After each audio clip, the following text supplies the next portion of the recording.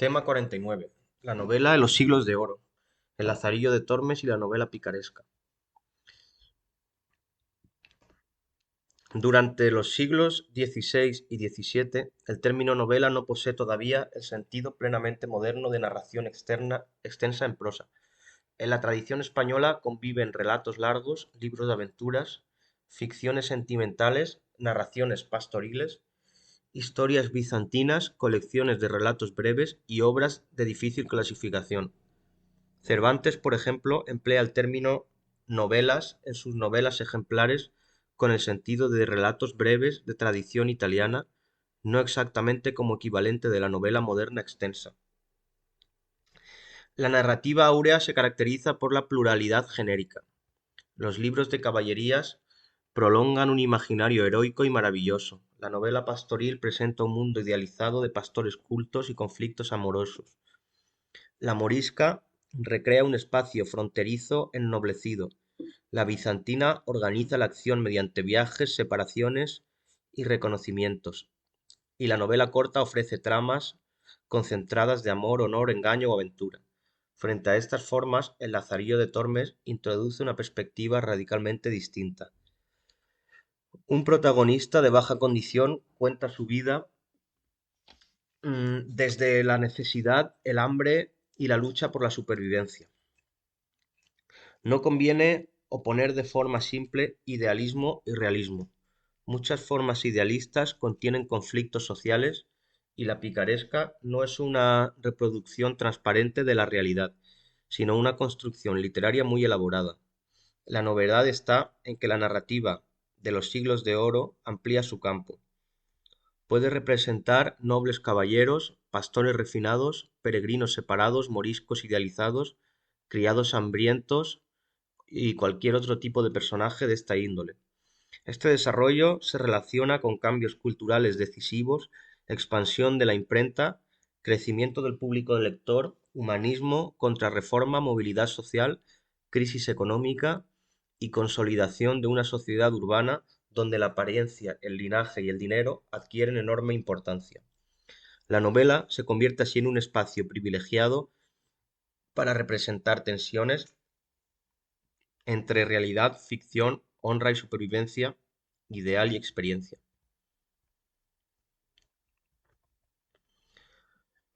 Las principales modalidades narrativas anteriores y contemporáneas a la novela picaresca. Primero, los libros de caballerías. Los libros de caballerías constituyen una de las formas narrativas más difundidas en el siglo XVI.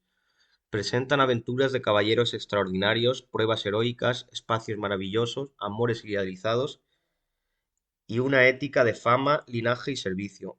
El modelo fundamental es el Amadís de Gaula, reelaborado e impreso a comienzos del siglo XVI. Su éxito fue enorme, pero también generó críticas por la inverosimilitud y por los riesgos morales atribuidos a la ficción desmedida. La importancia de este género no se limita a su popularidad, sirve de fondo para entender la renovación cervantina. El Quijote no puede explicarse sin la tradición caballeresca, pero tampoco puede reducirse a esta. La novela sentimental, procedente del final de la Edad Media, concede el protagonismo al amor cortés, al sufrimiento interior y a la expresión epistolar o confesional. Obras como Cárcel de amor preparan una narrativa centrada en la subjetividad amorosa y el conflicto entre deseo, honor y norma social. La novela pastoril ofrece un mundo idealizado de naturaleza, música, poesía y diálogos. En obras como La Diana, de Jorge de Montemayor, el campo funciona como espacio literario de análisis sentimental más que como realidad campesina. La naturaleza no aparece como documento social, sino como escenario estilizado de deseo y melancolía. La novela morisca recrea el mundo fronterizo desde una visión idealizada de nobleza, valentía y cortesía. Textos como La historia del abencerraje y La hermosa Jarifa presentan una imagen ennoblecida del adversario musulmán y permiten tratar temas como honor, lealtad, generosidad y amor. La novela bizantina o de aventuras organiza la acción mediante viajes, naufragios, separaciones, cautiverios, reconocimientos y reencuentros. Su estructura se basa en la peripecia y en la fidelidad de los protagonistas. Cervantes cultivó esta modalidad en los trabajos de Persíles y Sigismunda, donde la aventura externa se combina con una dimensión moral y espiritual. La novela corta adquiere gran importancia en el siglo XVII. Procede en parte de la tradición italiana de novella, pero en España se desarrolla con rasgos propios.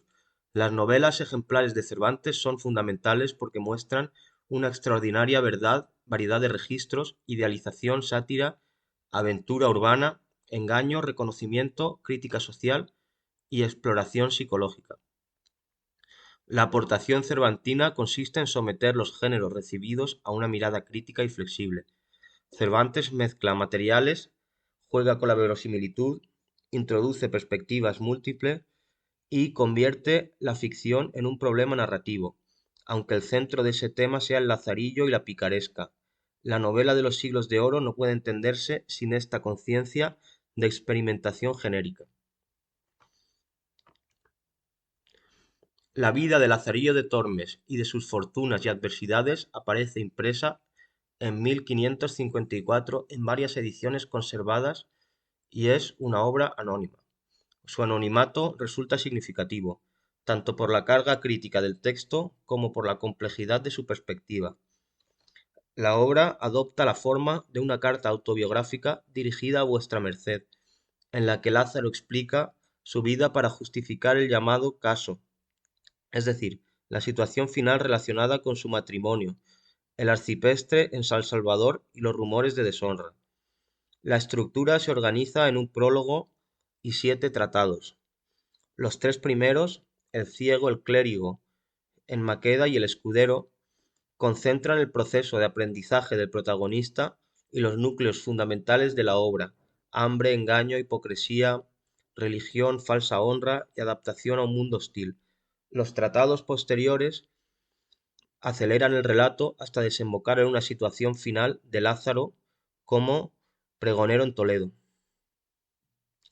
La forma autobiográfica no implica sinceridad transparente.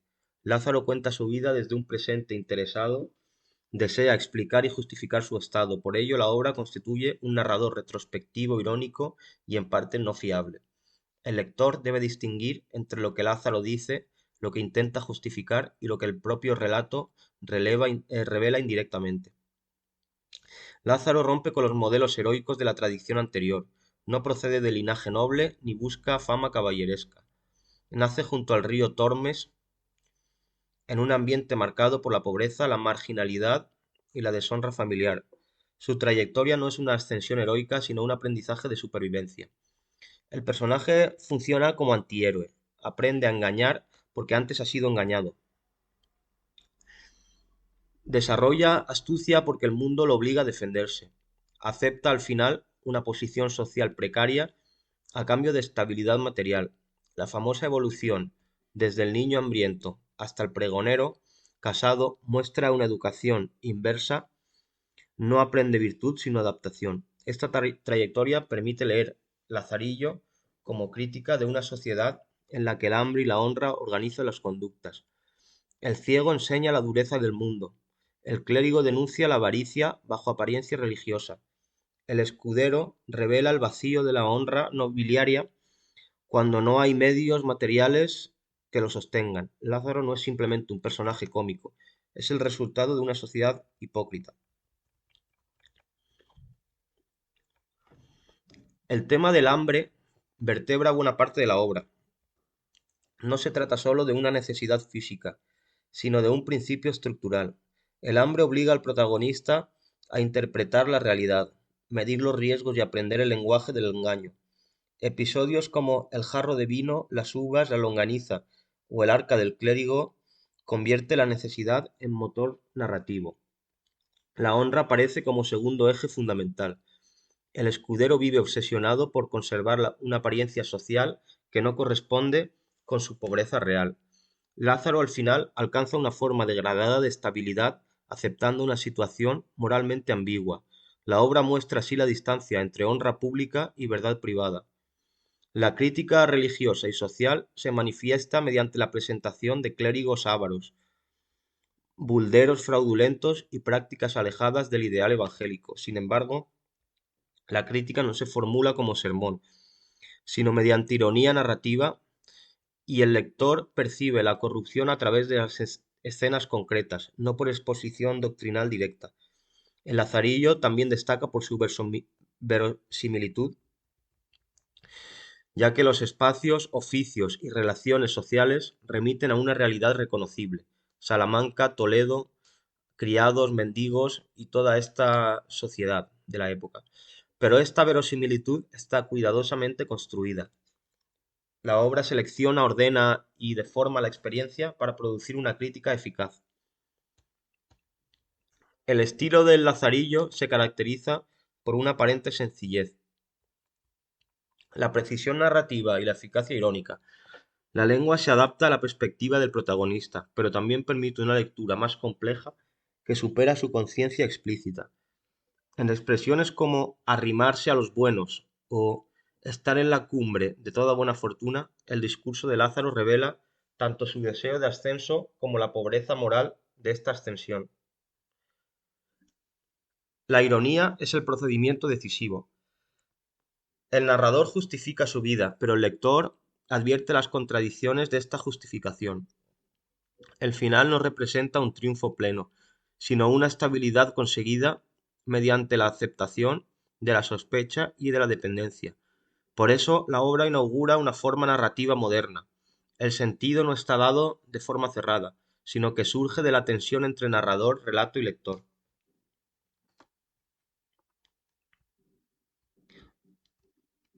La novela picaresca es un género narrativo en prosa que se configura a partir del modelo del Lazarillo, aunque su consolidación plena se produce después, especialmente con El Guzmán de Alfarache de Mateo Alemán.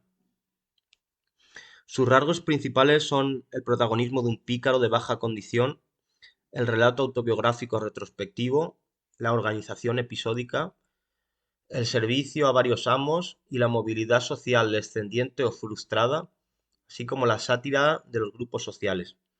El pícaro no es un delincuente heroico ni un rebelde romántico, es un sujeto marginal que aprende a vivir en una sociedad cerrada y jerárquica. Su vida se presenta como una sucesión de amos, espacios y engaños. Finalmente, el caballero, que actúa desde un código de honor, eh, se da de bruces contra el pícaro, que actúa desde una necesidad. Frente al héroe épico, ligado a la comunidad, el pícaro aparece solo en un mundo competitivo y hostil. Entre los rasgos más característicos del género destacan la autobiografía fingida, el determinismo social, el aprendizaje negativo, la estructura itinerante, la crítica satírica y el realismo degradado y la importancia del hambre y la necesidad material. El Lazarillo suele considerarse el punto de partida de la picaresca, pero no contiene todavía todos los rasgos que después se codificarían. Su brevedad, su ambigüedad y su ironía lo distinguen de obras posteriores más extensas y moralizantes. El Guzmán de Alfarache, publicado en dos partes, a finales del siglo XVI y comienzos del XVII, fija muchos rasgos del género: relato autobiográfico amplio, interpretación moral, reflexión doctrinal y visión pesimista de la sociedad. En Mateo Alemán, el pícaro se convierte en figura de alcance moral y social. La narración alterna episodios de engaño con digresiones reflexivas, de modo que la vida del protagonista se interpreta desde una perspectiva de culpa, arrepentimiento y desengaño. Si el Lazarillo domina por la ironía y la concentración, Guzmán amplía el género hacia la reflexión moral barroca.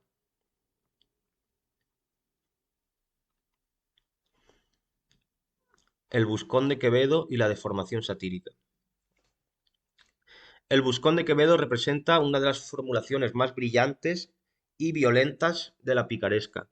Su protagonista, Pablos, aspira a ascender socialmente, pero el relato destruye una y otra vez esta pretensión Y la obra intensifica la caricatura, la degradación corporal, el juego verbal y la sátira de tipos sociales. A diferencia del Lazarillo, donde la ironía deja espacios de ambigüedad, el Buscón tiende a la deformación expresiva y al cierre satírico.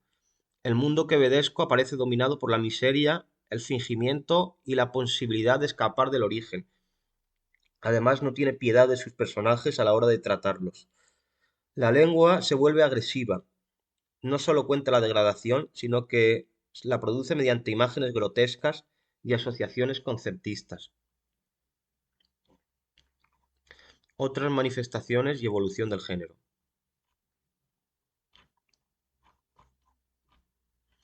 La picaresca genera numerosas continuaciones, imitaciones y variantes. Obras como La pícara Justina, La hija de Celestina, Marcos de Obregón o Estebanillo González muestran la flexibilidad del género. Algunas acentúan más la comicidad, otras la moralización, otras la aventura o el relato de ambientes marginales. La presencia de protagonistas femeninas introduce además la variante significativa, aunque condicionada por estereotipos y discursos morales de la época. El género evoluciona desde la novedad crítica de Lazarillo hacia formas más codificadas. La reiteración de motivos acaba convirtiendo la picaresca en una convención reconocible, sin embargo su importancia histórica es enorme, ya que ofrece una imagen alternativa de la sociedad áurea y sitúa en el centro narrativo a los sujetos excluidos de los modelos heroicos o idealistas.